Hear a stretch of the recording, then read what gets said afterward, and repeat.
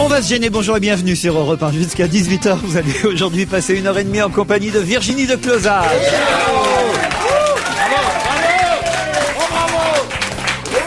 Bah alors on va s'arrêter là après un tel accueil.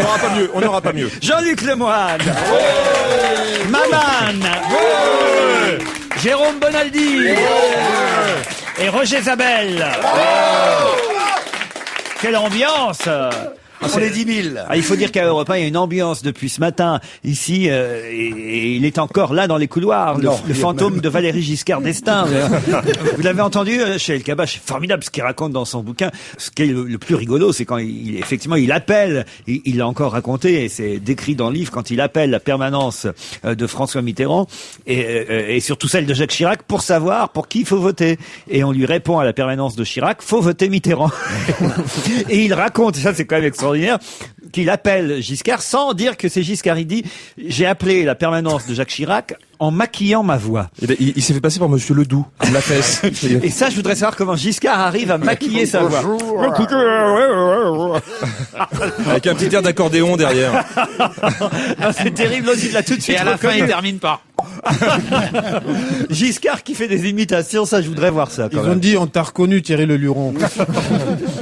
Non, il est sympa, Giscard. Oui, oui. Ça fait 25 ans, j'ai compté quand même. Vous vous rendez compte comme le temps passe? 25 ans qu'il a quitté l'Élysée. Et il a confirmé que Mitterrand et Chirac s'étaient vus chez Édith Cresson. Chez Édith Cresson. Je savais pas qu'elle est partie à 3. Voilà. Ah, franchement, il nous en raconte le Giscard. Mais il a pas digéré. Elle va nous raconter des salades encore. C'est étonnant, il a pas digéré 25 ans plus tard. Ah non, on ça. sent qu'il y a encore une Et blessure. vous verrez dans 25 ans que Jospin nous parlera de Ségolène Royal. Les mails, on va peut-être quand même commencer par les mails comme d'habitude, ne sacrifions pas à la tradition. Pollen m'écrit pour me dire « Je viens de comprendre qui était exactement Jérôme Bonaldi. C'est le Garcimore de la technologie. » Il y a un peu de ça. Je ne sais quel jour Maman est dans votre équipe. Eh bien, c'est aujourd'hui, ça tombe bien, Noémie, puisque elle voudrait savoir quand vous allez reprendre votre spectacle. Elle n'a pas les dates. Vous la faites beaucoup rire. Est-ce trop tard pour prendre des places? Où va-t-il jouer? Quand pourrais-je l'applaudir? À partir du 10 janvier, au Théâtre du Gymnase. Elle a du temps, alors. Ah, bah oui, elle a du temps, mais faut se précipiter pour réserver parce qu'il y a déjà plus beaucoup de places. Ouais. Pourquoi tu joues un jour seulement? Non, je joue du mercredi au samedi, au Théâtre du Gymnase, à partir du 10 janvier. Et la province. La province. Eh ben, par j'y vais, exemple. moi, demain. Je commence mon nouveau one-man show demain, à Nice. Où ça? À Nice? À Nice. Ah, au petit café, là? Au Bouffe-Seine. Ah ouais, mais c'est toujours là qu'on démarre son spectacle. Moi, j'ai démarré là aussi. Ça vous a porté bonheur? Oui, c'est une salle où on peut rentrer 80 personnes à peu près. Oui, c'est ça. Ah. C'est une toute petite salle. Toute petite salle. trois Ils sont dates. très sympas, les propriétaires. Bah, j'espère bien. Ah, vous verrez, vous les embrasserez de ma part. D'accord. Ça m'a porté chance, en tout cas, quand j'ai démarré. Donc ça veut là-bas. dire que si on passe au Bouffe-Seine, après on a 10 émissions de télé. C'est ça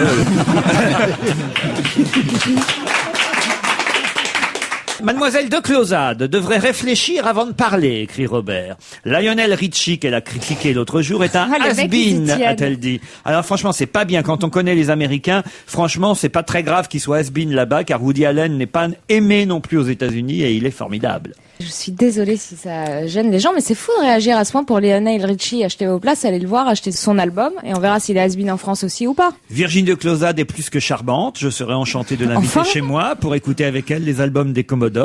Mais ce qu'elle a dit sur Lionel Richie n'est pas pertinent. Non. Ah non, franchement. D'ailleurs, les Lionel ne sont pas tous des has-been. Ça, c'est moi qui le rajoute. Bon, bah, j'améliore les mails de temps en temps. Merde. Qui est Virginie de Closade? S'interroge Michel. C'est bien votre première chroniqueuse dont le nom ne me dit absolument rien. Même Maman, Jérémy Michalak ou Stevie ne m'étaient pas inconnus lors de leur arrivée. Mais là, à part qu'elle a un physique à tomber, que fait-elle? Si on ne connaissait pas Ruquier, on penserait à de la promotion au canapé. Mais c'était le cas. Faut quand même le dire, Ce Laurent. garçon est lucide. Bravo Laurent de lire tous les mails, y compris celui-là. Alors, Mademoiselle de promotion Closade. canapé, Ah, oui, quand même, attends, j'ai travaillé pour avoir le boulot, quoi. Ben oui, parce qu'elle a un frère. C'est vrai. Parmi les nouveaux, j'apprécie particulièrement Maman, dont l'intelligence et la finesse servent si bien l'humour. J'ai découvert qu'en plus, il avait des courages. En effet, il n'a pas craint, lors de votre émission de télévision la semaine dernière, de stigmatiser la méthode utilisée par le compagnon de Madame Getliff, emprisonnée pour avoir enlevé ses enfants. Elle a accouché d'ailleurs depuis, dans sa cellule. À l'hôpital en plus. Voilà. Et il a osé tenir tête à tous les autres chroniqueurs aveuglés par leurs émotions. Et surtout face à Gérard Miller, c'est Maman maintenant qui tient le rôle de l'intellectuel. Eh ben merci. En tout cas, parce qu'on a beaucoup transformé mes propos. Des gens ont dit que je suis insensible à une femme enceinte en prison, mais c'était pas le cas. Moi, je parlais juste de la méthode. Rappelons l'histoire, Maman. Alors, c'est Juppé qui est parti au Canada. Et qui a mis enceinte Nathalie Getliff. Non, c'est un couple une Française qui a épousé un Canadien et qui vivent au Canada. Et elle l'accuse de faire partie d'une secte. Et elle a enlevé les enfants pour fuir en France. De retour au Canada, je sais pas pourquoi elle est retournée au Canada. Elle a été emprisonnée là-bas. Et tout le débat venait que je m'interrogeais qu'un journaliste prenne position sur une affaire privée dans son journal. C'est lui qui l'a mis enceinte, le journaliste d'ailleurs. Ah oui, c'est lui, Druzel, comme il s'appelle. Oui, il a vraiment pris position. Voilà. Jérôme Bonaldi s'y connaît en aspirateur, mais quand il parle de jeux vidéo, c'est la honte. Il ne commet que des erreurs. Dans l'émission du 19 septembre dernier, alors que les discussions portaient sur le jeu vidéo, il a déclaré que la PlayStation 3 de Sony aurait pour concurrente la Xbox 360 et la Nintendo 64. Or, la Nintendo 64 est sortie en 96. La concurrente de la PlayStation sera la Wii, laquelle sort le 8 décembre prochain en Europe. Je n'ai rien compris. Il y a 3 grands du jeu vidéo. Il y a Sony, qui est un peu en retard, qui va rater Noël avec sa PS3, qui sortira que en mars prochain. Il y a la Microsoft Xbox 360 qui va s'améliorer, qui s'améliore un petit peu chaque jour, et il y a la Nintendo elle-même, elle va pas bouger beaucoup, mais il y a surtout la manette de jeu qui va être formidable. C'est une sorte de baguette magique sans fil à la patte. Elle a une sorte d'accéléromètre, et tu vois, tu t'en sers comme d'une batte de baseball, comme une raquette de tennis, ou bien comme une baguette de chef d'orchestre. T'es libre de tes mouvements, et enfin tu commandes le jeu vidéo à distance. T'es obligé de faire du sport devant ta console. Oui. Ne fatiguez pas, ça m'intéresse pas. Alors, pouvez-vous transmettre ce petit message à Jérôme Bonaldi, c'est Martin qui le dit. Bonaldi, je l'interprète le mail. Bonaldi, ça t'écorcherait la tronche de dire bonjour avant d'intervenir à la télé? Bonjour. C'est vrai, vous dites jamais bonjour. C'est vrai. Ça, c'est pas très aimable pour les téléspectateurs. Pardon, oui, je ferai gaffe, oui, pardon. Vous pouvez pas dire plusieurs bonjours. Bonjour pour ceux qui étaient en retard, et bonjour, chers amis, bonjour. Bon, maintenant tu vas dire au revoir et tu t'en vas.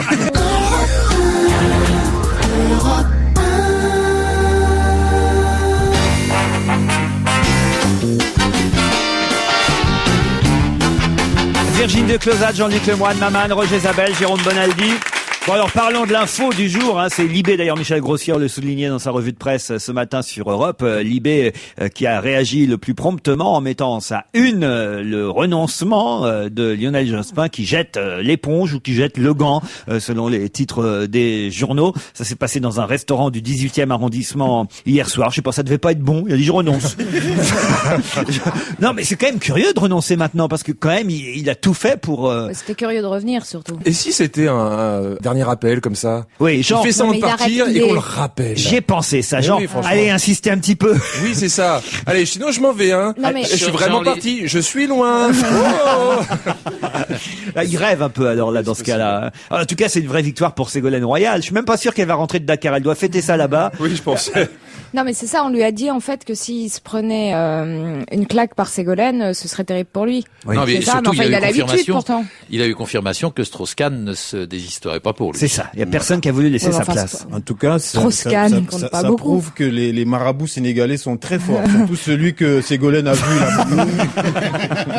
Jospin ne sera donc pas candidat. Alors il y en a qui sont déçus. Daniel Vaillant, son ami du 18e arrondissement, on l'a entendu d'ailleurs sur Europe ce matin. C'est normal parce que tous ces types, y compris compris d'ailleurs le maire de Paris, Bertrand Delanoë, qui se sont positionnés en sa faveur. Ça veut dire qu'ils ont quasi pas de chance d'être ministre ou quoi que ce soit, parce que les autres, ils vont s'en souvenir quand même. Qui sait, au contraire, cette démission lui amène peut-être derrière un poste important, au contraire. Alors voilà. Je suis le premier. En fait, c'est bon pour le parti, tout ça. Et donc, c'est bon pour celui qui sera élu par le parti, celui ou celle qui sera élu par le parti. Et c'est le premier qui a fait un geste généreux, noble, grand, gentil, réaliste, optimiste et gai.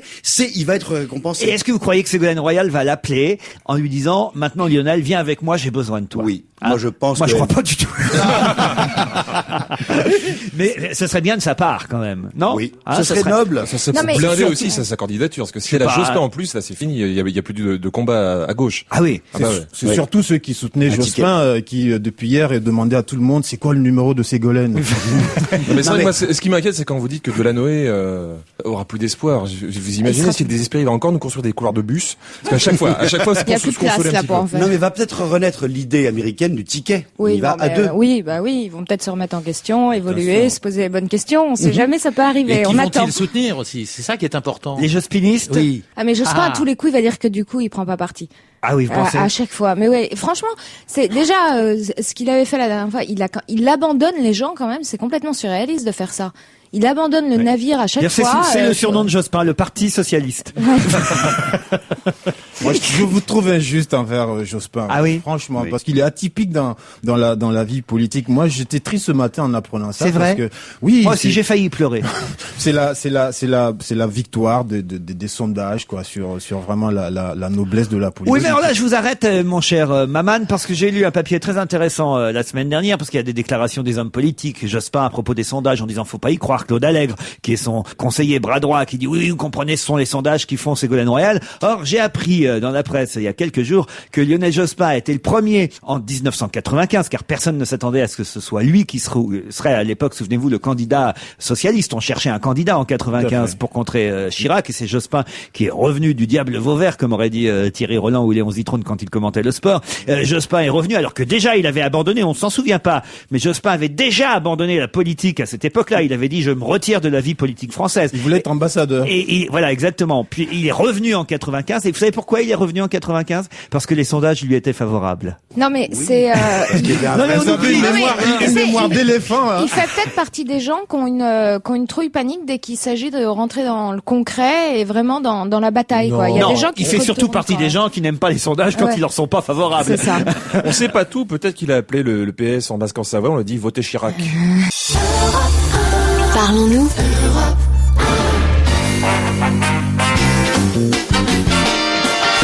On va se gêner avec Roger Isabelle, Virginie Closade, Jean-Luc Lemoyne, Jérôme Bonaldi, Maman. Et Jérôme, qui est très curieux, veut savoir qui est derrière la vitre de notre studio. Il faut dire 4 femmes, sont les Sisters d'ailleurs. Mais non, c'est Madame Lapp. C'est qui Madame Lapp? Sœurs Lapp. C'est qui les sœurs Lapp? La Gardeur Active, non? C'est quoi la Gardeur Active? C'est la régie publicitaire. Ah, de la maison? Oui, à mon avis, c'est elles qui nous font vivre. Vous faites partie de la régie publicitaire de la maison? Attends, faut faire bien voir. C'est quelle agence? Carglass répare, Carglass remplace. Eurogroupe, on me dit. Eurogroupe. C'est quoi ça? Ah oui, mais c'est de l'achat d'espace. Cabinet de conseil et management. Ah non, elles sont bien. Hein. Accenture n'a plus qu'à... Moi, je croyais qu'elle venait nettoyer la vitre. Un trafic de pots de chiens démantelé à Paris.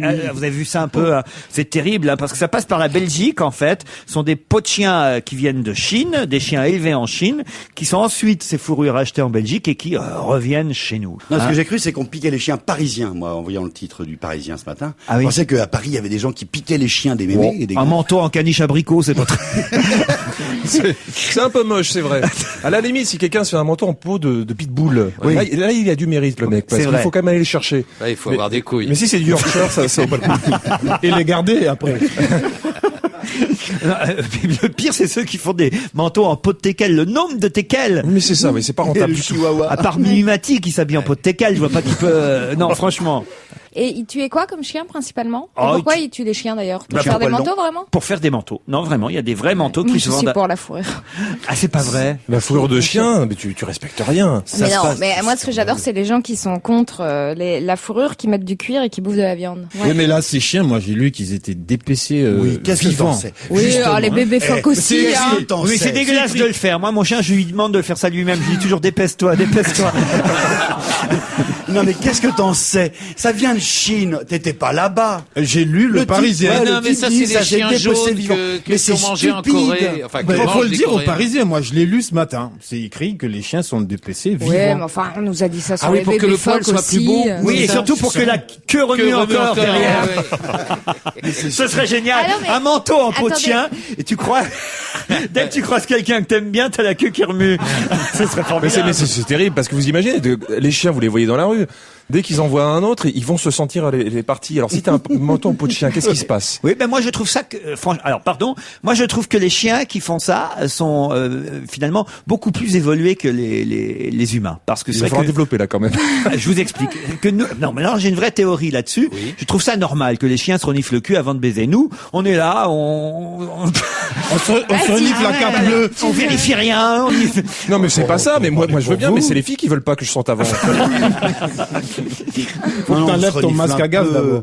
On s'approche, on se regarde, on se dit des mots, on met un normalement, nez. on fait ce qu'on appelle donc des préliminaires. C'est un truc dingue, ouais. Mais il connaît peut-être pas encore. Non, faudrait que vous lui appreniez. Enfin, on fait pas les préliminaires comme les toutous quand même. Non, c'est plus évolué. Tu connais pas Jérôme. Attention, Jérôme. Mais elle a raison, c'est plus évolué encore chez nous. Ben oui, les préliminaires, c'est fait chauffer la carte bleue. Non, ça dépend des filles avec qui tu fais tes préliminaires. Ah, à vous, non, c'est pas une question d'argent pour vous, hein, Virginie. Non, elle prend pas la carte. Non. Moi, je prends que du cash. Non, quand même, vous aimez bien un bon dîner aux chandelles, quelque chose de romantique. Pour finalement dire non. Non, non, comme pas quand. J'aime bien après, moi, pas avant. Ah bon, le dîner aux chandelles après vous? Bah si on a encore des choses à se dire, ouais.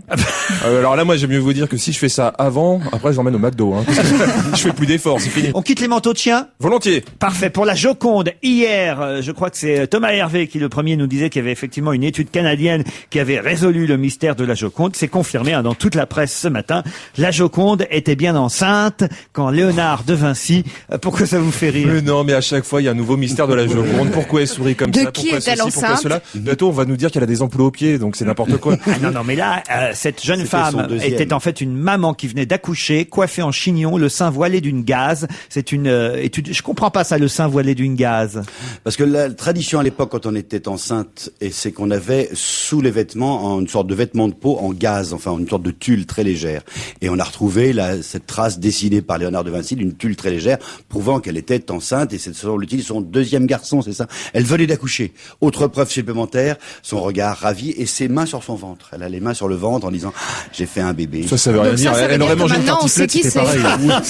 C'est un peu vrai. C'est n'importe quoi. Moi j'ai un autre mystère dans le genre Da Vinci Code. Ah oui. Vous savez que depuis que Da Vinci Code était un énorme succès de librairie, il y a des tas de gens qui vont dans tous les endroits dont parle le livre, en particulier Saint-Sulpice. À Saint-Sulpice, il y a une des tours. Elle est en travaux depuis 5 ans.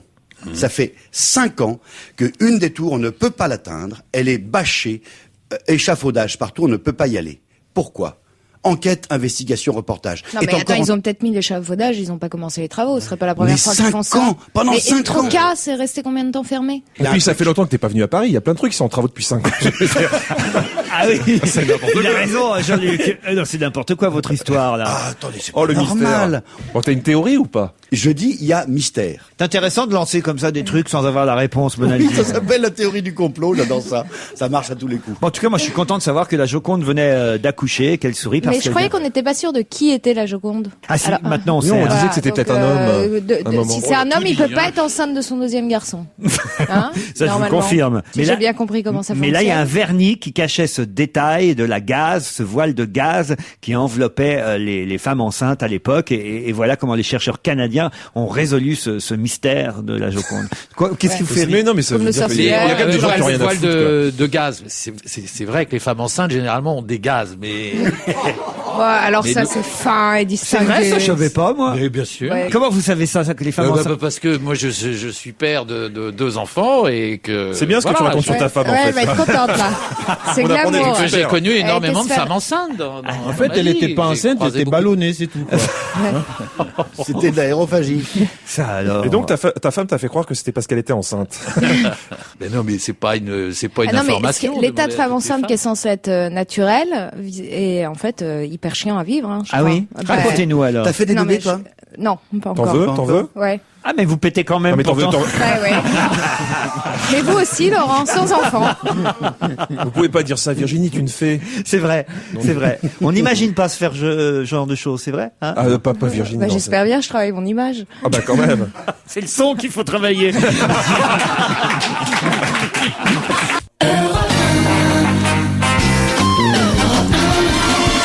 On va se gêner, deuxième partie jusqu'à 18h avec Roger Zabel, Jean-Luc Lemoyne, Virginie Closade, Maman, Jérôme Bonaldi. Allez, parlons un peu de sport. D'abord, avec la composition de l'équipe de France que Raymond Domenech a dû déjà dévoiler aujourd'hui. Ce sera évidemment la composition des Bleus qui affronteront l'Écosse. Un match important pour le championnat d'Europe des Nations. On dit ça, championnat d'Europe des Nations? Oui, on dit l'Euro. Alors, est-ce qu'il va y avoir des nouveaux dans cette composition? A priori, non, parce que le groupe tourne bien. Il sera sur 2 victoires. Après, ça va être les mêmes. Ça devrait être les mêmes. Non, on a entendu parler ce matin sur Europe 1 d'un nouveau. Oui, mais ça sera pour les espoirs, là. Gignac. Pierre-André Gignac, 23 ans, voilà. Mais je pense qu'il prendra pas dans les A directement. Et Dorasso, alors, lui, il reviendra jamais en équipe de France. Est-ce qu'il reviendra au PSG? C'est surtout ça la question. Apparemment, non. Normalement, non. Généralement, dans une entreprise, quand on est convoqué à un entretien préalable, c'est la dernière étape avant le licenciement. Il aura des indemnes? Ah, il va avoir des indemnes, ça va se négocier. Ça dépend, parce que là, il y a faute grave. S'il est, Oui, mais enfin, quand bien même, il y a négociation, généralement. En tout cas, moi, je suis content parce que le PSG avance bien. Ils vont lui rendre sa voiture. Avant, ils avaient du mal à jouer, maintenant, ils virent leurs joueurs. Donc, Et alors...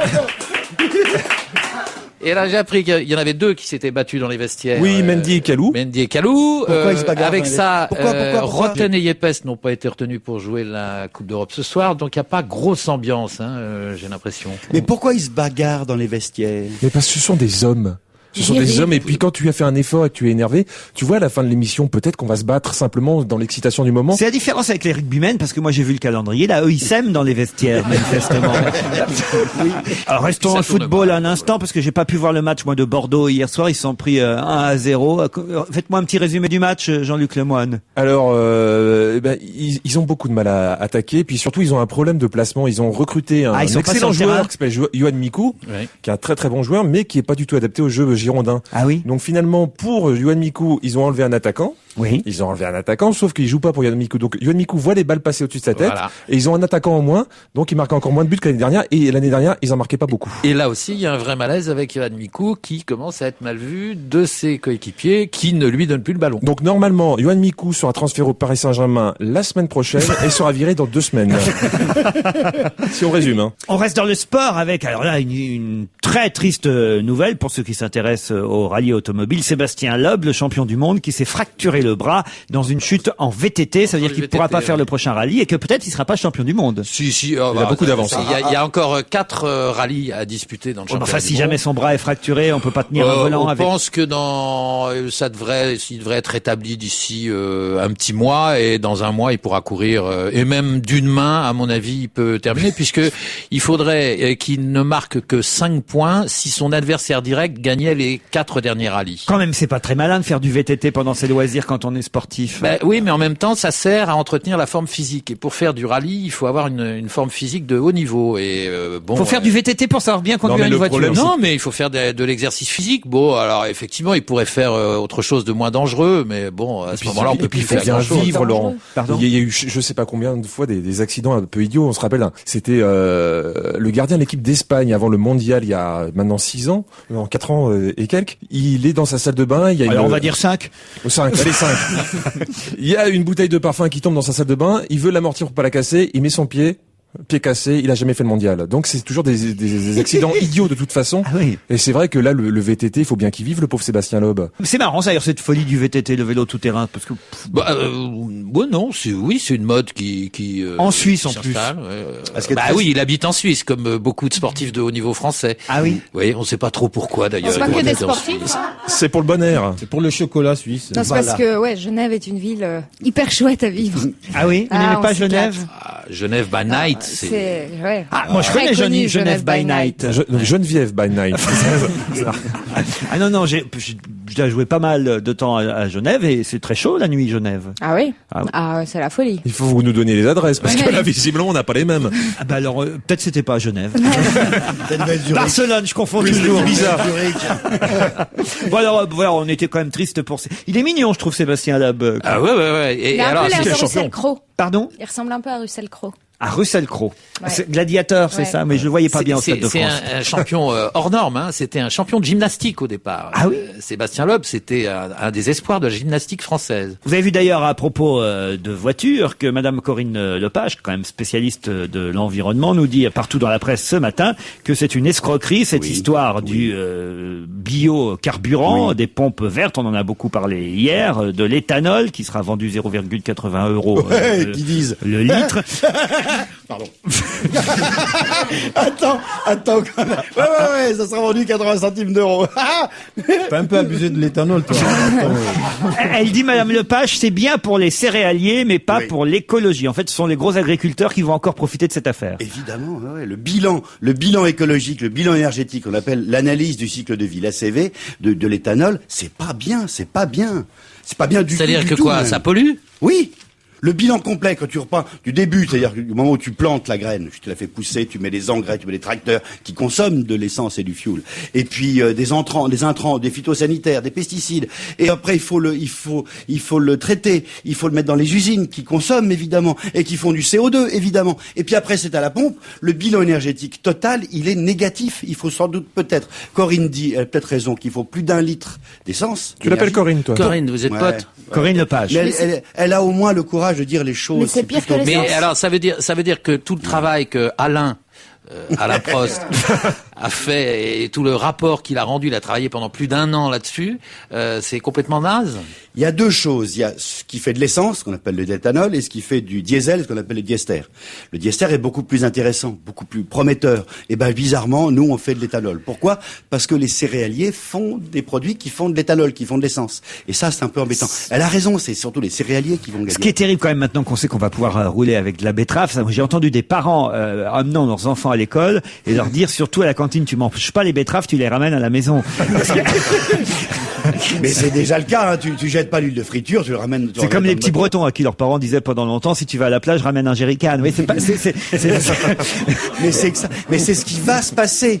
Là, pour le moment, le pétrole baisse quand on regarde l'échéance à 1 mois, 2 mois, 6 mois, 1 an. Mais quand on regarde l'échéance à 10 ans, le pétrole va coûter de plus en plus cher. Il y a des études sérieuses qui disent que le litre de fuel, enfin le baril va être à $380. Il est à 70. $380 le baril. Ça veut dire que concrètement, les vacances le week-end en famille à Toulouse ou en Bretagne, ça va coûter une fortune. Les petites vacances, une semaine à la Toussaint ou à Noël, où Justement pas avec l'éthanol. terminé. Non, mais et le Puisque Colgate, ça sera 0,80 le litre. Oui, ça sera 0. Au début. Enfin, comment imagines-tu Moi, que, c'est ce que dit, comment c'est imagines-tu ce que que le dit, pétrole, c'est ce que dit Alain. Vous, tout ce Alain que dit Prost, vous le croyez? Ah vous oui, oui, tout à fait. Ah oui, oui. Tout à fait. Pour moi, c'est d'ailleurs, une vous êtes so- fait refaire le pot chez Midas. vous. Voilà, exactement. Un mot sur cette double page dans New Look, une jeune fille tétraplégique. Vous avez des bonnes lectures, Laurent. Ah non, mais alors là, c'est un événement. Elle n'a pas vu l'info. Une jeune fille tétraplégique, couchée nue et menottée sur une double page de New Look. Une jeune fille qui assume et qui explique dans les colonnes du magazine de Charme, qui paraît ce matin en kiosque, si je suis regardée par des hommes et si en plus ça leur plaît, j'ai gagné mon affaire. Elle est calée dans son fauteuil roulant. Elle a 22 ans et elle avait fait depuis longtemps le pari de poser nue dans New Look, et c'est la première jeune femme handicapée qui pose. Vous avez dit qu'elle était menottée. Oui, bah oui, il y a un petit côté sado. Ah ouais, je croyais qu'ils avaient peur qu'elle s'enfuit. photo de charme. Non, Oui, alors qu'un antivol au fauteuil et hop. Non, mais donc toutes les femmes maintenant se battent pour être des objets sexuels, sans conscience. Hein, les menottes étaient-elles nécessaires? Oui, c'est ça. Moi, c'est juste Ouais, les menottes. je attends, trouve les que un menottes, petit c'est peu pas le trop. pire. D'habitude, elles sont avec des fouets, des machins, des trucs. C'est New Look. Attends, hein, tu peux me prêter tes magazines parce que moi, j'ai pas tout ça. Mais tu achètes Playboy, tu achètes New Look. Si ça va très mal, tu achètes Connexion. Connexion, qu'est-ce que c'est Qu'est-ce quoi? que c'est que ça C'est le magazine hard. Ah oui, c'est pas les trucs de cul échangistes, français. connexion. Non, c'est pas ça. Si, un peu, ouais, il y a plein Ah d'annonces. non, mais racontez-nous, non, on connaît pas Connexion. C'est quoi Connexion? Connexion, c'est le magazine où beaucoup moins poétique, beaucoup moins érotique que Plus Playboy, Connexion. Donc, pour revenir au mail, ceux qui ne connaissent pas Virginie de Closat, c'est quelqu'un qui a fait carrière dans les films à caractère, et qui maintenant est une En spécialiste. tout cas, la jeune femme Exactement. qui a posé pour New Look dit que pour elle, ça a été un aboutissement d'être traitée comme une modèle normale. Mais et ils ont gardé son fauteuil sur la photo? Alors oui, il y a une photo où elle est effectivement dans son fauteuil. Mais là, elle est parce habillée. qu'il y en a qui vont penser que c'est pour rire et qui vont trouver ça excitant. C'est une bonne pub? Bon, faut qu'on aille voir New Look. Oui, c'est bien, le handicap, il est valable pour tout le monde. Il y avait une association qui était sympa qui s'appelait Les Handicapés Méchants. 10 ans, nous avons la même proportion de gens intelligents et de sales cons, et nous, on est méchants. Nous, on en a marre d'être gentils, d'être gna-gna, c'est pas parce qu'on est handicapé, on est des méchants. Je vous sens excité, à part ce New Look, Jean-Luc Lemoyne. Non, faut dire que quand on voit votre copine, on comprend. Voilà. Je ne dirais qu'une seule chose. Au revoir. Là, normalement, il y a la Marseillaise. Non, c'est pas ça, mais à la fois, je me dis que c'est bien, qu'il n'y ait pas de différence, mais d'un autre côté, je me dis, est-ce que c'était le dernier combat des femmes d'avoir le droit de se foutre à poil dans les magazines mais ouais, aussi? c'est un peu comme ça. un truc qui me dérange aussi, c'est que, ok, moi, je suis pour l'égalité, mais ça, c'était peut-être pas nécessaire. Notre Jean-Luc a quand même un sens moral. Il a remis voilà. les pieds sur terre. Voilà, ça vous embouche un coin, hein, les obsédés, là. Non mais en plus je suis pas, je pense que elle se trompe un peu de combat parce que poser à poil dans un magazine ne suscite pas le désir, l'acceptation et le respect. Elle s'appelle Delphine, en tout cas, elle a 22 ans et c'est dans New Look qu'aujourd'hui vous l'y ajoutez. Ça aidera peut-être toutes les autres à ce qu'on leur dise « je te trouve assez désirable », ce qui est quand même formidable quand t'es en fauteuil et que t'es une femme et qu'on te dise ça. Voilà. Vous, de toute façon, dès qu'une femme se fout à poil, quelle qu'elle soit...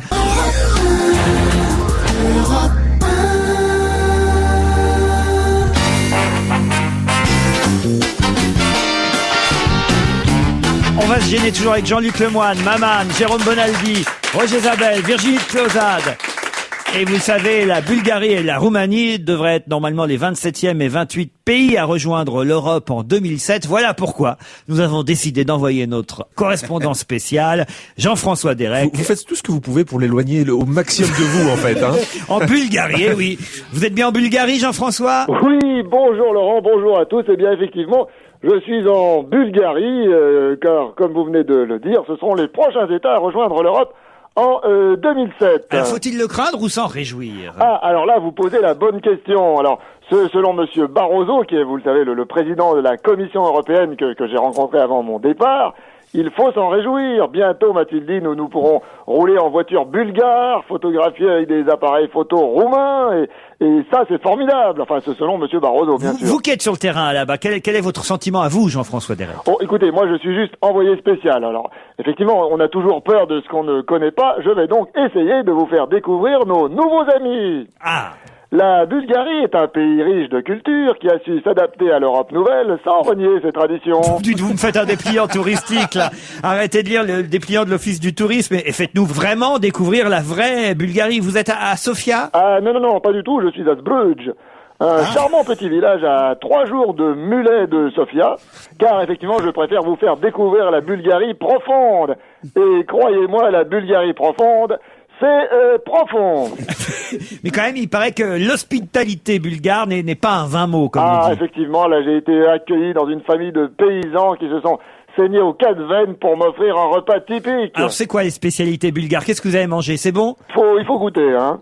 Alors, au début du repas, on vous sert la traditionnelle grodzva. C'est une eau de vie de pruneau au méthanol à 70 degrés, qu'il faut boire cul sec, hein, pour ne pas vexer vos hôtes. Et en cas d'échec, vous avez intérêt à quitter le pays au plus vite. Pourquoi ils sont pas commodes, nos amis bulgares? Non, écoutez, ils sont un peu frustes, mais enfin, c'est très, très agréable. Après, vous avez mangé quoi, alors? Alors ensuite, il y a la sujuk, une délicieuse soupe de tripes de chèvre servie avec du yaourt. Oui, c'est bon. C'est goûteux, hein. Et ensuite, il y a alors le fameux plat national, le tchotchki burek. Ce sont des sortes de paupiettes farcies à la chèvre, servies avec du yaourt, bien sûr, et accompagnées, évidemment, de pourejni kartovski. C'est quoi le pourejni kartovski? Des frites. Mais servi avec du yaourt, bien sûr. Il y a du yaourt partout. Qu'est-ce qu'il y a en dessert? Alors là, je peux vous dire que c'est le point fort de la gastronomie bulgare. Le dessert? Oui, le traditionnel kebabchka, une sorte de gâteau breton, mais bouilli dans du miel et farci au pied de chèvre pané. Avec du yaourt, évidemment. Oui, comment vous le savez? Une idée.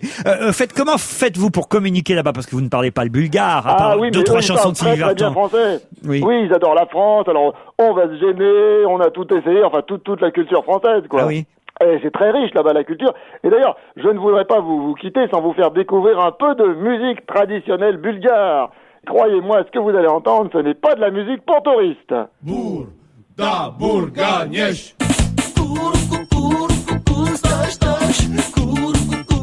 Non, Derek, je vous interromps là parce que cette chanson on la connaît tous, c'est pas du folklore typique, ça c'est la chanson de Michael Youn. Ah non, pas du tout. C'est une chanson du plus grand chanteur bulgare, Mikhail Skouyonovic. Ah oui. Ah, quoique, remarquez, maintenant que vous me le dites, c'est vrai que sa tête me disait quelque chose. Est-ce qu'on aurait abusé de moi, hein? J'en ai bien peur. Dites, demain, après la Bulgarie, vous allez en Roumanie? Ouais, je vais peut-être attendre un peu, parce que si ça vous ennuie pas, parce que c'est quand même assez copieux au niveau nourriture ici, hein. Vous avez du mal à parler, même quand vous parlez, c'est du yaourt. Oui, exactement. On se retrouve demain, Jean-François Derek. Ah, Jérôme Bonaldi, c'est vers vous que je me tourne pour cette première opération chirurgicale en apesanteur. C'est le professeur Dominique Martin du CHU de Bordeaux qui a réalisé hier matin cette première sur un être humain en condition d'apesanteur. Mais ce que je comprends pas, c'est que à Bordeaux, ils sont pas dans l'espace. Si, il y avait une caravelle, il y a maintenant un Airbus qu'ils ont entièrement aménagé, ils l'ont fait vide, ils sont capitonnés de haut en bas. Moi, je l'ai fait plusieurs fois, c'est génial. L'Airbus décolle, il décolle de Bordeaux, hein. Il se trouve que le siège du CNES est à Bordeaux. Il décolle, et puis après, il tombe comme une pierre. Et vous êtes à l'intérieur et vous tombez comme une pierre. Donc vous êtes en état d'apesanteur. On appelle ça microgravité. Et pendant 50 secondes, vous volez, vous êtes comme dans l'espace, quoi. Vous êtes Superman, c'est rigolo. Alors les chirurgiens, ils sont aussi en apesanteur? Oui. Ou ils travaillent sur un ordinateur? Non, racontez-moi vraiment. Non, alors, c'est un Airbus A340, il est quand même long, il doit faire une 40aine de mètres de long, donc il y a plein d'expériences qui sont faites, et on attend tous qu'on soit en apesanteur, qu'on appelle une injection, quand on est injecté dans la courbe, hop, et on a 50 secondes pendant lesquelles, alors il faut se tenir, il faut s'accrocher, parce que sinon on vole un peu n'importe comment, c'est rigolo, quand on laisse un stylo bille... Et on peut opérer, comme ça. Il faut faire vite. Faut faire vite, parce que ça dure secondes. Ça dure 50 secondes. Oui, mais ça dure... que le malade passe. Ça fait 20 fois 50 Attention, secondes. il arrive, hop. Et t'imagines pour recoudre? Oui, mais grâce à ça, ils vont passer au plus grand cabaret du monde. Mine de rien. Non, mais Pourquoi c'est très drôle, c'est très amusant. Moi, je l'ai fait. Alors que dans les fêtes foraines, il y avait des attractions. Oui, bien sûr, on pourrait opérer dans les manèges. Non, c'est pas vraiment... Oui, ça serait bien Si. la première Alors, opération à cœur ouvert sur Le Apollo chirurgien 2000. qui dit, moi je prends le petit Non, cochon, c'est le toi tu prends rotor. quoi? Ça tourne, et t'avais quelques secondes où t'étais en état d'apesanteur. Voilà, mais quelques secondes seulement. Pour le faire plus longtemps, il faut tourner plus pour durer longtemps. au moins 50 secondes, il faut vraiment que l'appareil monte très haut et redescende comme ça. En général, tu laisses tout le chemin aérien libre et moi je l'ai fait plusieurs fois et le pilote c'était Jean-Pierre Aigneret. Dites Bonaldi, mais vous êtes fait opérer vous quand vous étiez en apesanteur? Non, j'ai fait tout ce qu'on peut faire. devriez. J'ai joué à Superman. C'est-à-dire tout ce qu'on peut faire. J'ai pas fait ce qu'on rêve de tous de faire. Ça a déjà été fait une fois, mais c'était pas là. 50 secondes, faut faire vite quand même.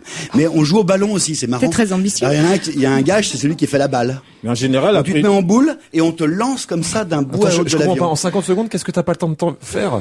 Largement le temps.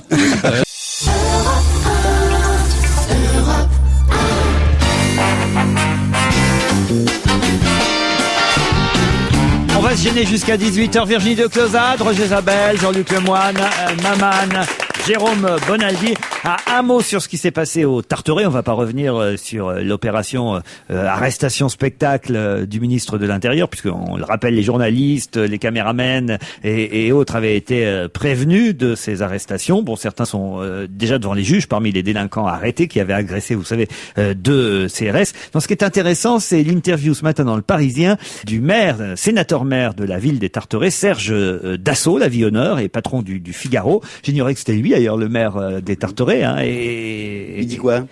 Il dit qu'il veut changer le nom de la ville. Il dit qu'il faut plus que ça s'appelle les Tarterets. Alors voilà, si vous avez Il des va appeler idées... ça les tartelettes. C'est très très très joli.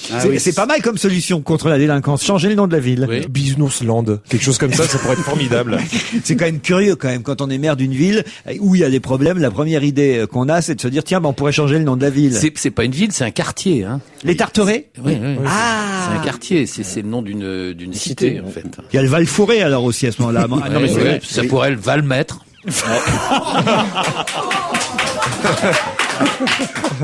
Dites des statistiques là assez intéressantes que j'ai découvertes dans 20 minutes. L'Italie est championne d'achat immobilier à Paris. Ça, j'aurais pas pensé que c'était les Italiens qui étaient les premiers acheteurs étrangers chez nous. Pourquoi ils s'installent à Paris, les Italiens? Pour nous narguer après la Coupe du Monde. Moi, j'aurais pensé que c'était les Américains, et les Américains arrivent seulement en 3e position. C'est d'abord les Italiens, ensuite les Anglais, et seulement après les Américains qui achètent à Paris. Non. Ils achètent Ce qu'il y a des d'étonnant, pizzerias, ils Mais achètent... non, il n'y a plus de bonnes pizzas à Paris. Comment ça, il y a plus de bonnes Moi, je pizzas? trouve qu'on trouve plus de bonnes pizzas à Paris. Et Pinot. Ouais. Le- Et pardon, Alors, quelqu'un? pourquoi est-ce que les Rital... Pinot, mais il vend la Fnac pour acheter des pizzas. Les pizzas de luxe. Les pizzas Pinot. Entière avec des CD dessus. Tu sais. C'est ça, une pizza Lionel Richie. C'est magnifique. En tout cas, moi, je dis que ça fait du bien depuis qu'on est dans l'Europe. Parce qu'on parle italien, tout de suite, c'est des pizzaiolo. Donc ça fait plaisir. On a une bonne image des Italiens. Et là, de temps en temps, on va voir des Belges qui viennent vendre des frites. Hein. C'est normal. L'Europe avance, messieurs. Ou des frites, ou toucher les petits-enfants. Au choix, c'est la spécialité du pays. Il va y avoir. Attends, j'ai le droit, je suis belge. Je suis belge, j'ai le droit. Vous êtes belge? Bah oui. Mais vous n'avez pas dit plutôt blonde et belge? Mais oui, je les cumule. Ça, alors c'est formidable. Vous êtes de Liège. De Liège, en Oui. plus, mon petit bouchon. Oui. J'adore Liège. Attendez, vous n'avez pas l'accent belge? Quand je vais en Belgique, je reprends l'accent liégeois. Et jamais de chocolat? Alors c'est comment C'est quoi l'accent liégeois? Bah je vous le ferai quand je reviendrai. Là, je vais un peu m'humilier. Ou alors, faut que je me prépare. Attendez, 2 secondes. Alors, préparez-vous. Attendez, on est prêt à patienter, nous. Pour se marrer 5 secondes, nous, on est prêt à tout. Alors, allons-y, elle se concentre. Mesdames et messieurs, l'accent liégeois par Virginie de Clausade. Une fois. Les mecs disaient, dans le village où j'étais, ils disaient, j'ai changé ma chambre hier, et elle n'a pas du tout fonctionné. Tu sais ça? Le mec m'a fait payer 90 €, hein? Et la chambre à air fonctionne pas.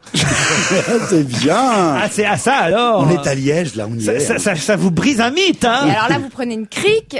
Une bière. Elle a une vie intéressante, cette jeune femme. Oui, c'est ça. Une Belge avec l'accent, abonnée à Connexion, qui boit de la crique.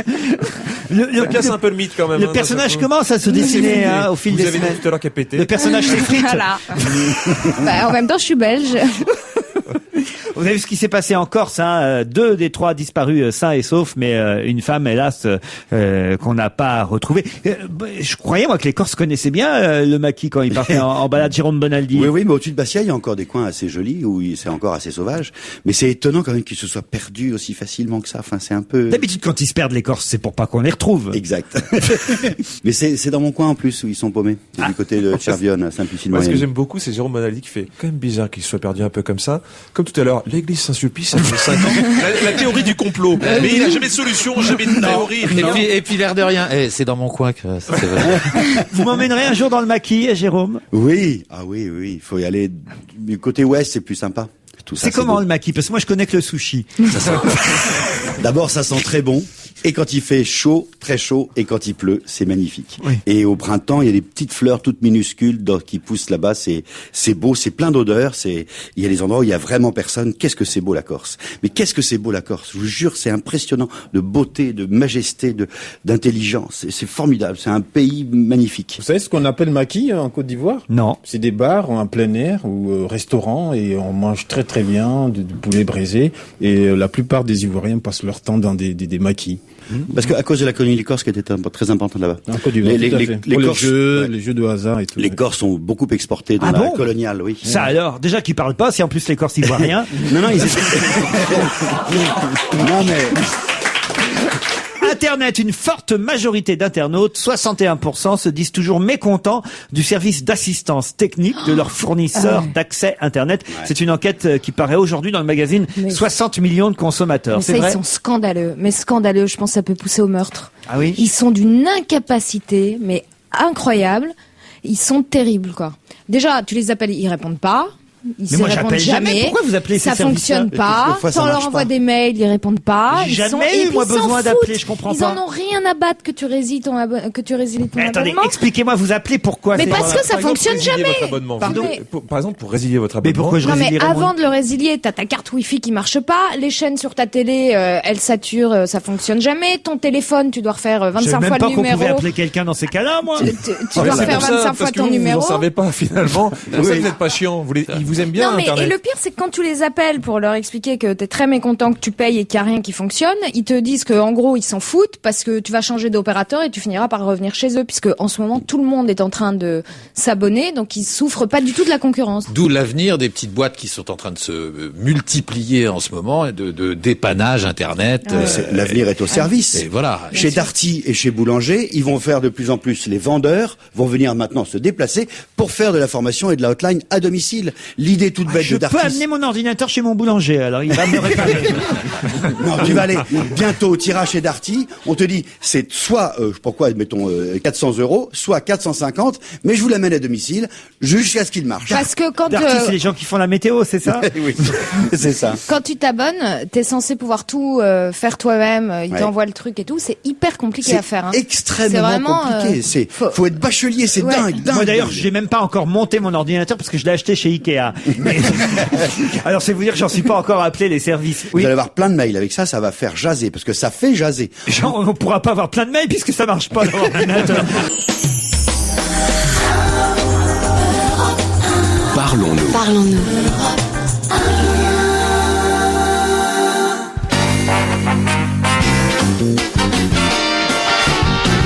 On va se gêner avec Serge Liado au téléphone, c'est l'heure du rendez-vous musical. Bonjour Serge. Bonjour, j'ai appris à parler avec l'accent liégeois grâce à Virginie. C'est vrai? Essayez de voir. Oh, je sais faire ça, je connais bien Liège. Ah oui.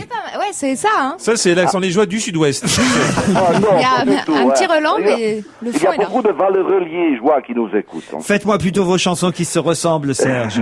Ah ben alors aujourd'hui, on va parler d'une chanson qui a été interprétée par Nicolas Perrac en 77. Je pars. Je pars. Une chanson reprise par Lionel Jospin. Plusieurs fois. Lui, ça serait plutôt le cimetière des éléphants. Oui. Donc cette chanson-là ressemble, pour le couplet, à une chanson que vous connaissez tous, Les Vendanges de l'amour, que chantait Marie Laforêt. Qu'on embrasse, qui nous écoute depuis la Suisse, car elle prépare un prochain rallye. Et Marie Laforêt, cette chanson-là date de 1963, donc 14 ans plus tôt. Et puis on retrouve à peu près le même motif dans la mélodie. Dans la chanson de Gérard Blanchard, Elle voulait revoir sa Normandie. Parfait. 3 chansons qui se ressemblent. D'abord, Les Vendanges de l'amour, 63. Je pars, Nicolas Perrac, 77. Et puis 10 ans plus tard, 87. Elle voulait revoir sa Normandie, le fameux Gérard Blanchard, avec Giscard à l'accordéon. Le vol de nuit s'en va. Nous les referons ensemble, nous les referons ensemble. Demain les vendanges de l'amour. T'aimais bien, je garde ta tendresse. Me tiendra chaud le temps qu'il me reste. J'ai la gueule trop pâle qui rêve de lune et d'étoiles. Cette fois-ci je mets les voiles, je dis bon vent.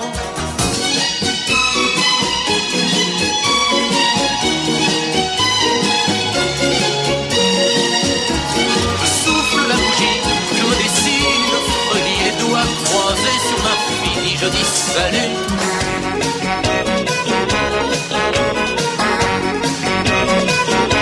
Elle voulait revoir sa Normandie. Elle voulait revoir sa Normandie.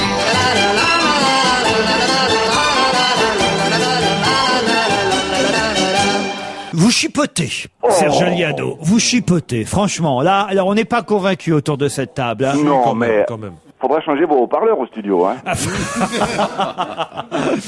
Non, franchement, Serge. Mais si, ta-la-la-la-la-la-la. Ouais, talalala, ça ressemble beaucoup à talalala. Ça, c'est vrai. Ça, je vous l'accorde. Rattrapez-vous avec votre chanson flash. Bien, Giscard d'Estaing a révélé dans ses mémoires qu'il avait téléphoné à la permanence de Chirac entre les 2 tours des présidentielles en 81. Exact, on en a Et- parlé tout à Et l'heure. qu'il avait eu une réponse étonnante, et j'ai une petite explication sur cette réponse. Écoutons. Dans ses mémoires, Giscard d'Estaing nous révèle qu'en 81, pendant les présidentielles, il a téléphoné en déguisant sa voix à la permanence de Jacques Chirac, candidat. Bonsoir madame, j'appelle afin de savoir pour qui on me conseille de voter au 2e tour. Au bout du fil, la dame a répondu clairement: vous n'avez qu'à voter pour François Mitterrand. Puis elle a dit, en raccrochant le récepteur: ils me font chier tous ces connards d'imitateurs. C'est joli, bravo Serge. Bah voyez, c'était meilleur ça. On se retrouve demain à la même heure. Et à demain. Quelques brèves dans Charlie Hebdo en kiosque pour vous faire marrer. On ne sait toujours pas, maintenant on sait, mais on ne sait toujours pas si Jospin est candidat. Et Charlie Hebdo ajoute, en fait, on ne sait toujours pas si Jospin est. C'est assez rigolo. Parce qu'elle est mariée avec le ministre Jean-Louis Borloo, Béatrice Schoenberg arrêtera de présenter le 20h début mars jusqu'à la fin de la campagne présidentielle. Elle aurait déclaré d'après Charlie Hebdo, merde, j'aurais dû épouser Robert Hue. Robert Hossein monte Bénur au Stade de France. Vivement l'inverse, dit Charlie Hebdo. Non, Jérôme Bonaldi, je me tourne vers vous, car vous m'avez amené quelques nouveautés. C'est quoi cet appareil là qui est devant vous ? Ou un poste de radio, Allez, le poste de radio. Il ressemble à un poste de radio traditionnel, comme celui que vous avez dans votre cuisine, dans votre salle de bain, sauf qu'il est le poste radio du futur. Vous avez souvent des mails de gens qui nous écoutent, alors qu'ils sont à l'autre bout du monde. Ils nous écoutent comment ? Sur Internet. Sur ordinateur. Sur l'ordinateur. Parce qu'il y a de plus en plus de radios sur Internet. Or, le problème quand on écoute la radio sur Internet, faut être à côté de l'ordinateur. Très souvent, vous avez un système Wi-Fi, un système d'onde qui vous permet d'être sans fil à partout dans votre appartement. Eh bien ça se branche sur la Wi-Fi. C'est-à-dire que dans votre cuisine, dans votre salle de bain, vous branchez la radio, vous êtes à Singapour, à Lisbonne ou à Honolulu et vous écoutez Europe 1 comme si vous étiez en métropole. Le seul souci, c'est que vous pouvez acheter ce poste en France seulement. Non. Et donc là où on n'a pas besoin de ça.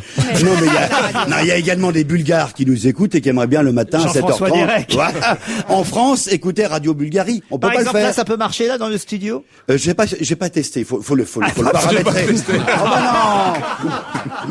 En principe, ça marche. Vous nous amenez une boîte vide et vous nous dites maintenant vous n'êtes pas sûr que ça marche. Mais alors tu peux faire un pré-réglage. On fait un pré-réglage. D'accord. Voilà. Une fois qu'on a donné son nom, parce que le Wi-Fi, il faut quand même pas que n'importe qui aille sur n'importe quoi.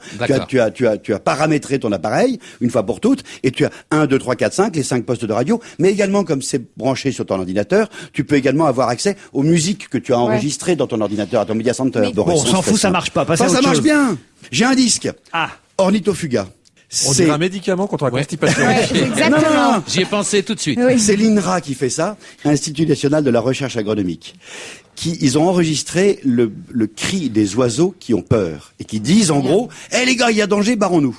Vous êtes par exemple emmerdé par les étourneaux. Vous ouvrez la fenêtre, vous mettez votre disque, vous allez à la plage 9 et vous faites passer ceci, écoutez. C'est atroce. Ça, c'est une truie qu'on est... Non, ça c'est un étourneau qui dit, les gars, barrons-nous, il y a danger. Du coup, tous les étourneaux s'en vont. Il y a tous les oiseaux possibles, le jet, le freux, le chouca, la corneille, les tourneaux, le goéland, la mouette. Aussi, par exemple, si tu reçois des gens chez toi, non, pour les faire fuir, non. Le cri du jet, vous avez le cri du jet. J'ai la mouette rieuse. Vous voulez la mouette rieuse? Non, je voudrais le cri du jet. Oh, le cri du jet. Il paraît que le jet jacule. Oui, ça fait ce bruit-là, effectivement. Ça, c'est le jet qui a peur. Ouais. Le jet qui... Et c'est vachement bien, c'est très efficace. Il a peur, le jet. C'est livré avec un petit... C'est la jet Pride. C'est fait avec un petit livret qui vous conseille qui vous dit comment est-ce qu'il faut le faire. Vous voulez la pie? La pie, qui a pas la pie. Alors, si c'est vraiment ça, la pie qui chante, je mangerai plus leurs bonbons. L'intéressant, c'est que les gens de l'INRA ont été plus loin en disant, bon d'accord, là c'est la pie qui naturellement dit j'ai peur. Mais peut-être qu'il y a des trucs un peu inutiles dedans. Et ils ont réussi à synthétiser l'essentiel du vocable. C'est-à-dire faire de la musique synthétique qui reproduit l'essentiel du message, c'est-à-dire barrons-nous les gars, tout va mal. Plus on voit c'est bien. Ça, c'est pour éloigner les autres animateurs. Est-ce que je peux vous faire un cri qui marche pour tous? Allez-y. C'est la plage numéro 26.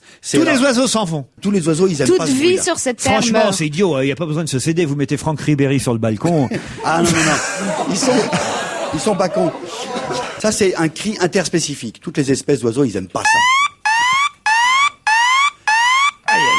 Arrêtez. C'est synthétique. On n'a plus un auditeur. Ils sont tous partis. Vous avez peut-être également été à Orly, à Roissy ou à côté d'un aéroport. Pour éloigner les avions, il y a maintenant. Pour éloigner les oiseaux qui sont catastrophes pour les réacteurs. Vous avez peut-être entendu ce bruit-là. C'est l'INRA qui l'a fait. Écoutez. Voilà. Vous avez entendu ça? Ça, c'est un truc. Les oiseaux, ils se disent, oh là là, mais qu'est-ce qui se passe? Tiens, mais attends, c'est pas effarouché, c'est, oh là là, mais attends, oh là, qu'est-ce qui se passe? Oh là là, mais. Très bien l'oiseau. C'est bien l'oiseau effarouché. L'oiseau est gêné. Il aime pas être là. Oh là, qu'il est gêné, l'oiseau. Il est gêné, ouais. C'est très bien, mais où peut-on ne pas acheter ce CD? Non, c'est très très intéressant. En fait, c'est parfait pour lutter contre la grippe aviaire, ça. Oui, Ça chasse tous les oiseaux. Ça chasse tous les oiseaux. C'est un album d'Armand Altaï que vous venez de Parlez-moi plutôt d'Amélie Mauresmo, Roger Isabelle. Elle n'est pas en forme. Hein. Elle est pas en forme, mais ça lui arrive fréquemment à Émilie Mauresmo. Quelle Elle fait une super surprise! saison, arrêtez. Elle a fait mais elle fait une bonne saison, mais c'est vrai qu'elle a Enfin, sauf que là, elle épisodiquement des passages à Elle vide. risque de perdre la première place. Votre Belge, là, Justinina Arden, ainsi que Maria Sharapova, sont en train de se rapprocher d'elle au classement général. Il faut qu'elle se réveille, notre Amélie nationale. Ben oui, mais elle a quoi, des soucis de santé, des Amélie soucis Mauresmo, moraux? non, a toujours eu épisodiquement des passages à vide. Ça a toujours été depuis le début de sa carrière. Faut dire que le tournoi de Pékin est un peu compliqué. C'est pas un filet, c'est une muraille. Muraille, il faut jouer très haut. Il faut jouer très haut en liftant beaucoup la balle. 4000 poupées Barbie étaient mises en vente cette semaine à Londres. La collection d'un maniaque. Il avait constitué cette collection entre 1959 et 2002 pour lui et pour sa fille. Le prix d'appel va de 120 à 1200 €. La poupée Barbie, quand même, c'est chez Christie's que étaient vendues ces poupées. 1200 € une Il l'a poupée acheté à Barbie. combien, BHL, la sienne? Plus cher, hein. Je sais pas, mais maintenant elle chante à New York. Vous avez vu un peu. Alors les articles en France sont formidables. Dans le New York Times, en revanche, c'est beaucoup moins bien. Hein. Vous avez encore vous des poupées Barbie alors? Non, j'en ai jamais eu, moi. Moi, je vends mes je vieux leur Big Jim, casse- si ça intéresse quelqu'un. Ah, vous aussi vous aviez des Big Jim. Oui, bon, il manque Vous quelques les bras. déshabillez vous aussi? Oui, et j'avais pu enlever le slip. C'est quoi les Big Jeans? Les Big C'est Jim, G.I. c'était des Joe. petits bonhommes, Ah. et t'appuyais dans le dos, et il avait le bras qui bougeait, Ah c'était oui, formidable. oui, Mais t'es sérieux? T'as eu des Big Jim? Ouais, j'ai eu des Big Jim. Ouais. Moi j'avais des Actions Joe, monsieur. C'est pas Ah oui, pareil. avec les yeux qui bougent derrière, il y avait une petite molette, et vous pouviez faire bouger les yeux. Ah oui, mais au Havre, peut-être pas. Ah non, moi mon Action Joe, il avait pas des yeux derrière. Autrement, il aurait vu ce que je faisais. Mais Dernière info, le gérant d'animalerie des Quetzen a été condamné cette semaine, hein, vous le savez. Quand même, il gère 4 animaleries. Tous ceux qui sont passés par Paris sont au moins passés une fois devant ces cages à chiens. Et Horrible. vous trouvez c'est horrible? bah, les Quetzals, c'est connu qu'il faut mieux éviter d'acheter La ces perruche animaux bleue, là-bas. le paradis des oiseaux, l'aqualumineux, l'oisellerie du Châtelet. En même temps, moi, je trouve ça agréable de passer par là. Non, c'est très agréable, mais les animaux sont pas dans de très bonnes conditions. Les services viennent vétérinaires pas avaient d'élevage été très alertés contrôlé. par un courrier anonyme. Et bon, il a eu 5000 € d'amende et une interdiction de 3 ans d'exercer un métier en relation avec l'élevage d'animaux. Mais alors, ça veut dire quoi? Il y a une autre cage à chiens qu'ils ont oublié de fermer de l'autre côté de la Seine, le dépôt des étrangers. C'est très bien ça. Oui. Et alors, Ils ont comment on fait? encore On peut moins de les lumière. adopter? Ça s'éduque bien? Est-ce que ça devient propre? Bah oui, maintenant il paraît qu'ils apprennent à lire pour être éboueurs. Il faut Mais ça qu'ils sert à lisent. quoi? Vous S'il avez doit vu garder ça? la maison, il n'y a Oui, pas oui. besoin de lire. Ah bah si, pour être éboueur maintenant à Paris, il faut Si, passer pour des lire examens. parce que maintenant il y a plusieurs poubelles. Il y a le tri, hein. Il y a le tri sélectif. sélectif. Mais c'est vrai, il y a un article dans le Figaro aujourd'hui qui nous dit qu'effectivement, maintenant, la plupart des éboueurs sont bacheliers et qu'ils ont un concours à passer où ils doivent expliquer pourquoi ils sont motivés. Il y a même quelqu'un, c'était dans l'article, qui dit « Moi, j'aime beaucoup ramasser les poubelles ». Et qui expliquait ça pour, évidemment, avoir le poste, parce que c'est aussi un poste de fonctionnaire, il faut dire, et que ça intéresse ceux qui sont Et sans puis, emploi. Surtout ramasser les poubelles, les gens de Voici ils le font très bien. Non, mais par Non, exemple, mais même les facteurs, la plupart sont bac plus 4. Ils ont des lettres. Hein. Avant, il fallait savoir faire du vélo, maintenant, il vaut mieux un diplôme. Dans les petits boulots d'été pour les étudiants, le métier des boueurs est formidable, très très intéressant. Ah Quand oui tu es étudiant l'été, c'est un boulot où tu commences, c'est vrai, certes relativement tôt, dans le genre 5 heures, mais à 10h30 du matin, fini. tu as terminé. Ça, c'est vachement bien. En tout cas, c'est... Et tout le monde se bat pour devenir éboueur. C'est un très très joli métier. Et en plus, avec évidemment la Moi, j'ai vu des sécurité de mecs, là, ils l'emploi. bagarraient devant l'entrée.